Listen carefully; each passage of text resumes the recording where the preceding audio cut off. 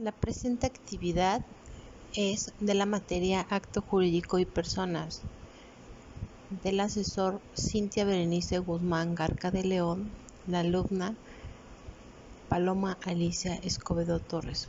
Actividad número 11. Producto integrador. Para conocer qué es el derecho civil, nos tendremos que remontar a las primeras manifestaciones sobre el concepto de derecho civil, la cual se dio en el año de 450 a.C. Para definir su naturaleza es necesario conocer su objeto de estudio. En su origen era un todo integral. Según lo estudiado, el derecho civil es el derecho donde se regulan los requisitos generales de los actos jurídicos privados, la organización de la familia y la de la propiedad privada. En Roma se distinguían entre ius civili y el ius gentium o natural. El ius civil se refiere al usado por los romanos, entendido no como una imposición, sino como un privilegio. El ius gentium o naturale se refiere al derecho común a todos los hombres sin distinción de nacionalidad. Según el profesor Arangio Ruiz, el ius gentium se refiere a un sistema estrictamente romano para dar tratamiento jurídico a las relaciones entre romanos y extranjeros, sistema que sería producto de la expansión económica y militar del pueblo romano o civitas.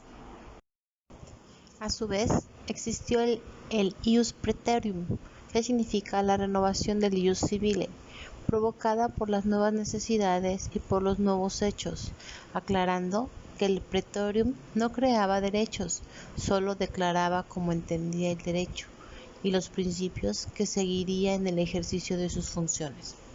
El ius civile es un sentido propio y originario, sería el ordenamiento tradicional que habría adoptado los grupos primitivos romanos reunidos en una comunidad política y estaría constituido por una serie de principios fundamentales establecidos por la jurisprudencia religiosa y luego laica de los prudentes.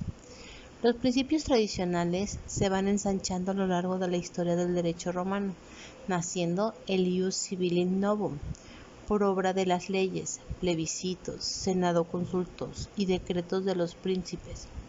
Al mismo tiempo, el ius civili viejo, el de los principios tradicionales, experimenta la influencia del ius gentium y el ius praetorium, y todos estos van a ser ius civili en la compilación de Justiniano.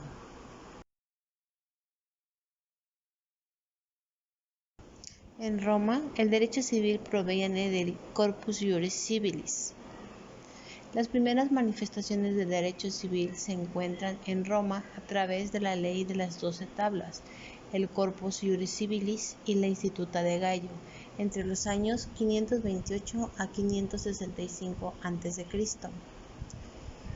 En 1453, con la caída del Imperio Romano, imposibilitó la creación de nuevos documentos que extendieran el conocimiento sobre el derecho. La primera codificación del mundo del Código Civil de los franceses fue en 1804, con el Código Civil de los franceses. En el año de 1806 se dio a conocer el Código de Procedimientos Civiles. Para el año 1807, el Código de Comercio, 1808, el Código de Instrucción Criminal, 1810, el Código Penal. Durante la época prehispánica, la organización jurídica estuvo en manos de los olmecas, los mayas y los aztecas, cada uno en su orden. En los olmecas no se encuentran reglas del derecho civil. En los mayas, la organización familiar establecida o ligadas a ritos religiosos como el matrimonio y la herencia. En los aztecas, el derecho consuetudinario, el régimen de la propiedad, matrimonio y divorcio, tribunales aztecas, juicios orales. A través de la conquista fue como llegó el derecho a México entre los años 1492 a 1810. Para el año 1821 se dio fin del derecho indiano y nació el derecho novohispano. Una de las etapas muy importantes fue la independencia de México, que se llevó a cabo en 1810. Para el año 1814 se decretó constitucional para la libertad de América Mexicana, con la Constitución de Apatzingán. En 1821 declararon el Acta de Independencia.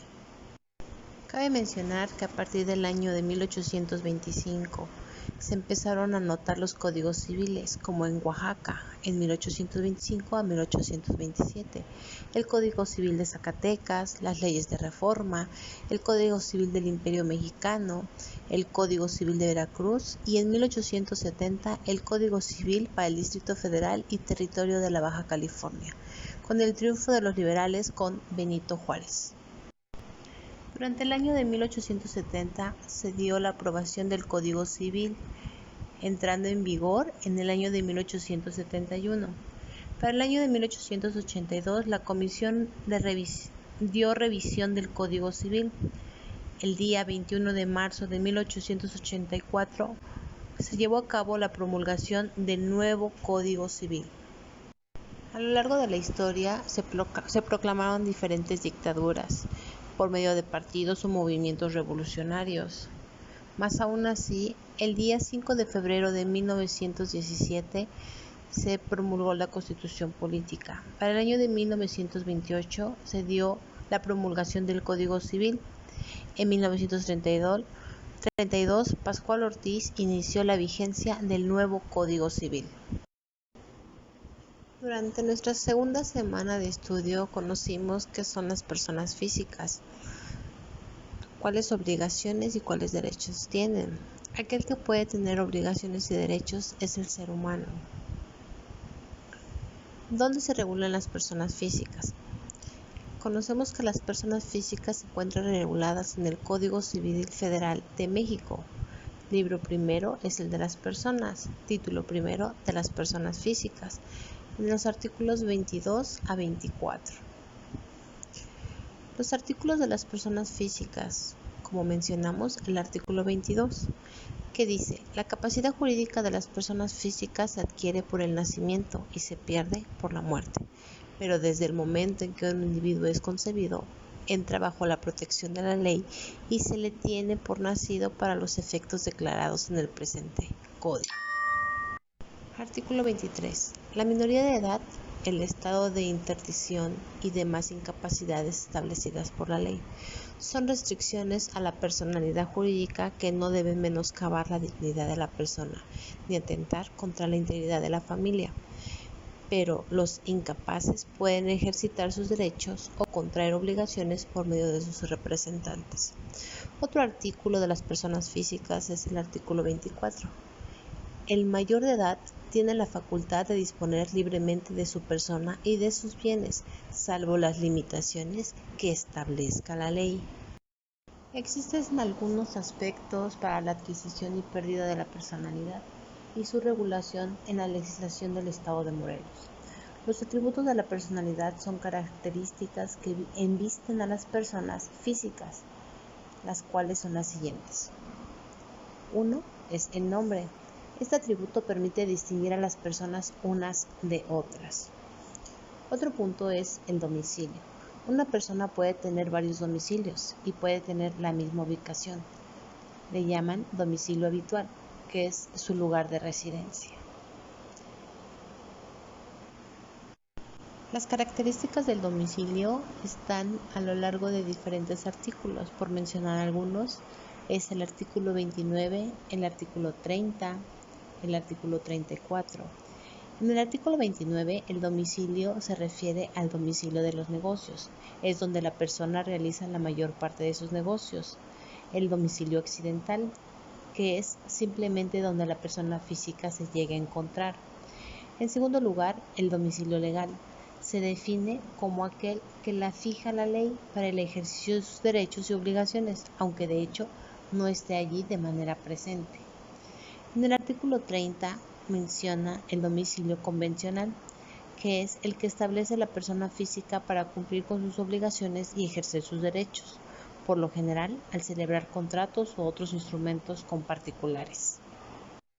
Finalmente, en el artículo número 34 del Código Civil mencionan el domicilio fiscal, que si bien podría a través de interpretarse o verse como un domicilio convencional o como un domicilio de negocios, la verdad es que tiene una naturaleza totalmente sui generis, pues en primer lugar lo designa el propio contribuyente, por lo que no necesariamente es donde la persona física tenga la mayor parte de sus negocios.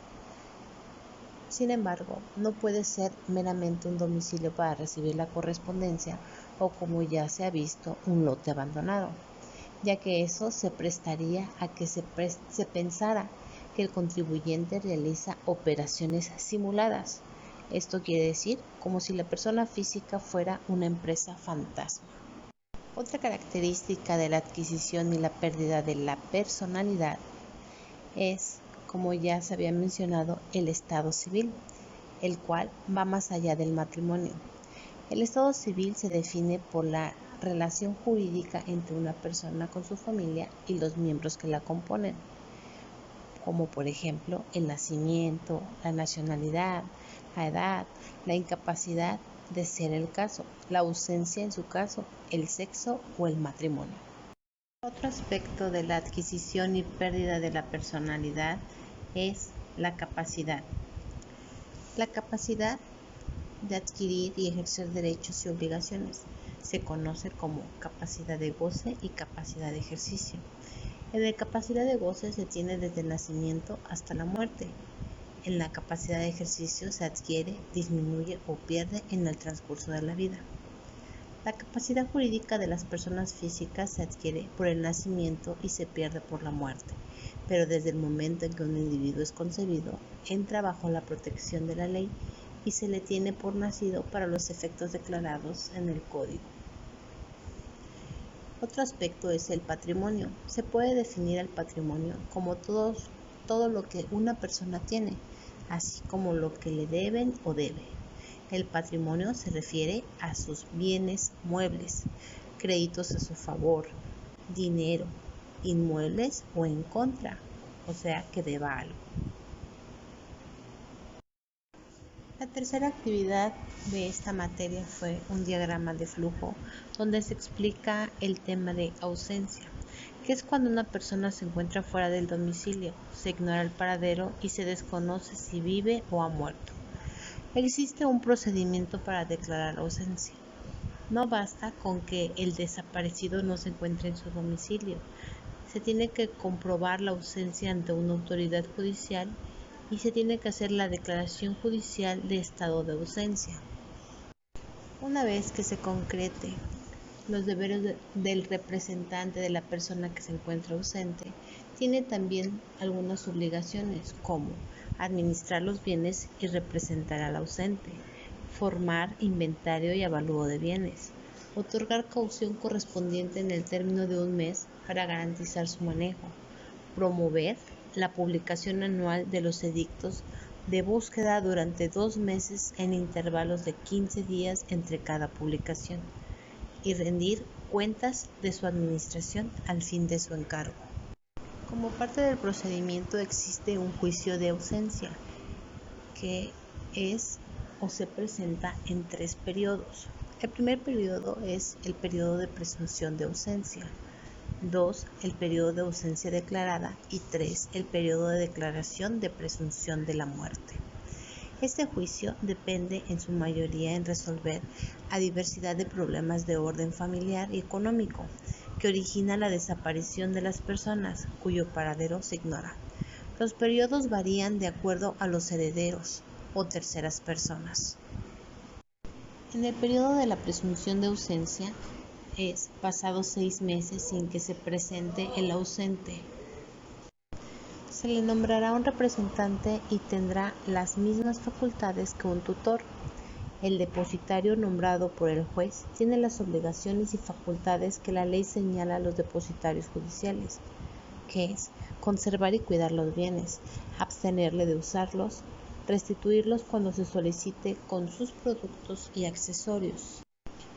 Las personas que pueden solicitar la declaración de ausencia son los presuntos herederos del desaparecido, los que tengan algún derecho u obligación que depende de la vida, muerte o presencia del desaparecido, y el Ministerio Público. Transcurridos 2 años del representante que el representado esté al frente del ausente, se tengan pruebas de su muerte o noticias ciertas, pueden pedir que se declare oficialmente la ausencia, si no existieran herederos de ninguna clase. Hacienda Pública tendría la posesión de cada bien. El periodo de la declaración de presunción de muerte aparece en el artículo 698.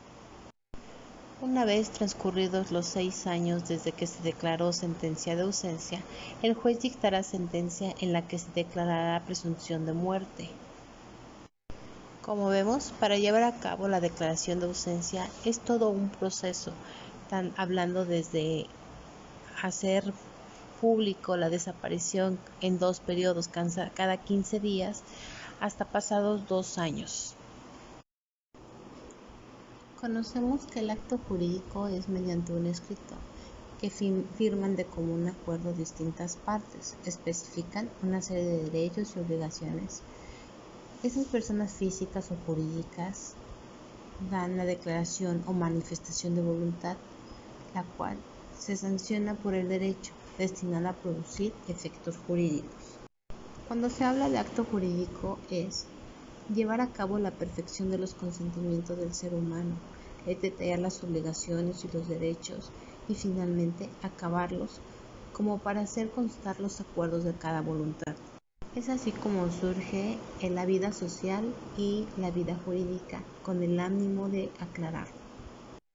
La base del acto jurídico la conforma la declaración de la voluntad, la cual debe ser constante de los efectos que tendrá el primero, de acuerdo a lo que estipulen las leyes.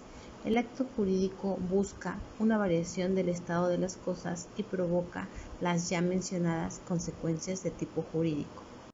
La voluntad es el consentimiento. Es la que los contratantes emiten en una declaración de voluntad para celebrar el acto. Esto es que se pongan de acuerdo, que haya un concierto de voluntades. A esto en derecho se le llama consentimiento. Sin esto o sin este requisito no existe contrato alguno. Los juristas indican 3 acepciones para la palabra objeto. El objeto directo del contrato, que es el de crear o transferir derechos y obligaciones. El objeto indirecto del contrato, que es el objeto de las obligaciones engendradas por él y que puede consistir en dar, hacer o no hacer la cosa misma y que se da.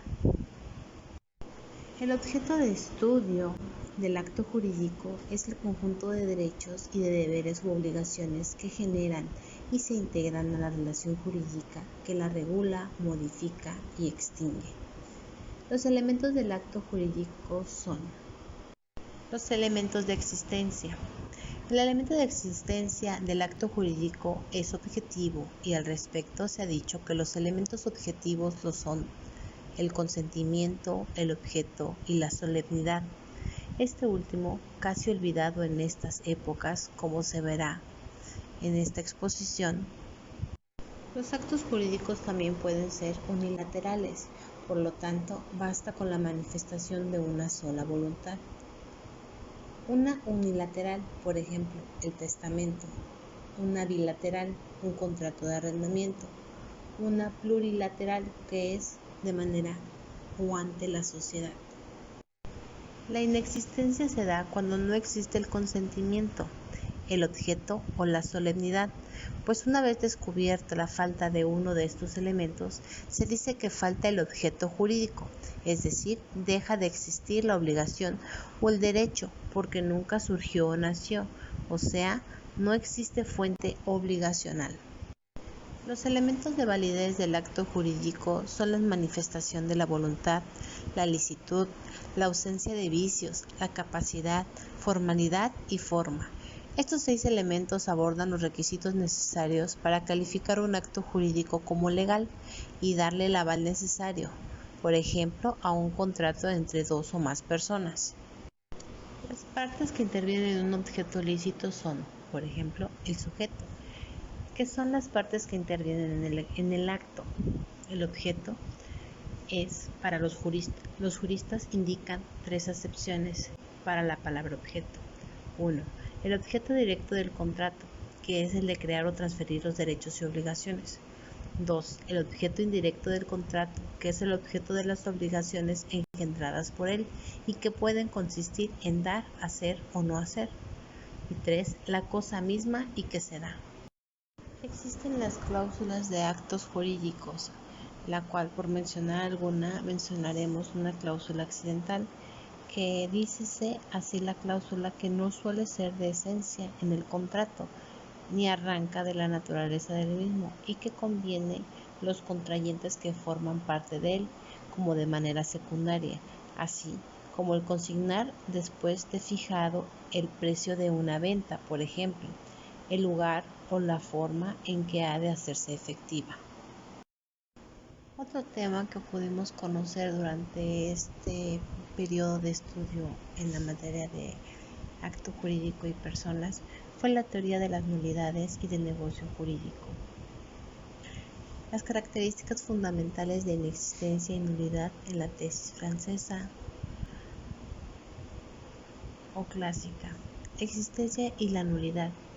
La existencia es aquella conducta humana que es inexistente como acto jurídico para el derecho, cuando le falta un elemento esencial, en ausencia del cual es imposible concebir su existencia jurídica. La nulidad, en este acto, se dan elementos de existencia, pero de modo imperfecto, por lo cual no producirá efecto legal alguno, solo serán de carácter provisional, pues los mismos serán destruidos de manera retroactiva cuando se determine la nulidad del acto por el acto judicial. Existe la nulidad absoluta o de pleno derecho. Se origina con el nacimiento del acto, cuando el mismo va en contra de una norma que integra el orden público. El acto nulo absoluto no produce efecto legal alguno. Otra de las nulidades es la relativa o anulabilidad. Al igual que la absoluta, el acto nace viciado, pero produce plenamente sus efectos mismos que se anularán una vez que el juez declare la nulidad. La teoría del negocio jurídico está íntimamente relacionada con los hechos o fenómenos jurídicos y su clasificación. La palabra negocio, en uso común del lenguaje corriente, implica ocupación, actividad, tarea, empleo, gestión lucrativa, acción o efecto de negociar o comerciar. En la teoría jurídica es una pretensión de innovación de la doctrina. Como vemos, existen diferentes teorías de nulidades. Por eso es importante tomar a detalle cada una de ellas.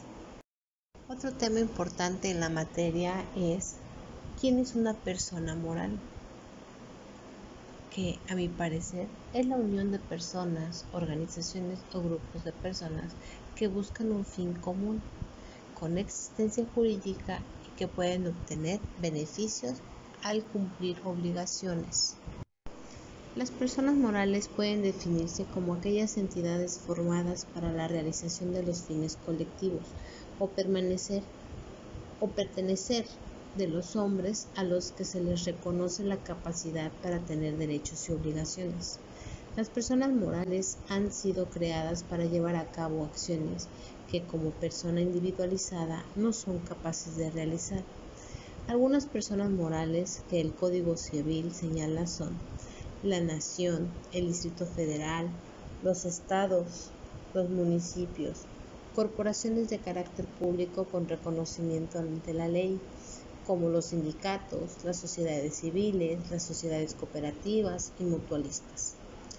Las propiedades de las personas morales son el nombre, el domicilio, el estado y el patrimonio. En conclusión, sobra decir que gracias a que sabemos que las personas morales son opción para toda aquella persona emprendedora que desee incorporar una empresa, legitimándola al darle un nombre, domicilio e identificando su patrimonio, con la finalidad de que sujetos tales como sindicatos, sociedades y demás que ya citamos, logren adquirir derechos y obligaciones planteadas, con fines colectivos o permanentes, mejorando la función del ser humano. Uno de los temas tratados en esta materia fue el registro civil. la cual es una institución que tiene por objeto hacer constar de una manera auténtica, a través de un sistema organizado, todos los actos relacionados con el estado civil de cada persona, mediante la intervención de funcionarios, quienes están dotados de fe pública, a fin de que las actas y testimonios que otorgan tengan un valor probatorio pleno en juicio o fuera de él. El registro civil es, ante todo, una institución de orden público que tiene por hacer constar de manera auténtica, con fe pública, el estado de las personas. El registro civil es un establecimiento único que depende del Ministerio de Justicia. Desde la perspectiva jurídica se explica al estado civil como el conjunto de situaciones en las que se ubica el ser humano dentro de la sociedad. El registro civil es público y se compone de diferentes registros, como los registros municipales, los registros consulares y los registros centrales. Los documentos o actas del registro civil y los testimonios que de ellos emanan tienen valor probatorio pleno y sirven para acreditar aquello sobre lo que el registrador declara, bajo su fe de haber pasado en su presencia. Constituyen prueba especial de lo que el encargado del registro puede certificar por su personal conocimiento, pero no de las declaraciones que en ellos se contengan con relación a hechos distintos. Un acta de matrimonio no sirve para acreditar la declaración del estado civil de los testigos que en ella intervengan. El contenido de las actas no llega a constituir una presunción intacable. Su validez plena se mantiene mientras no se pruebe lo contrario. La finalidad del registro civil es la de constituirse como instrumento para la constancia oficial de la existencia de las personas y de su estado civil y condición.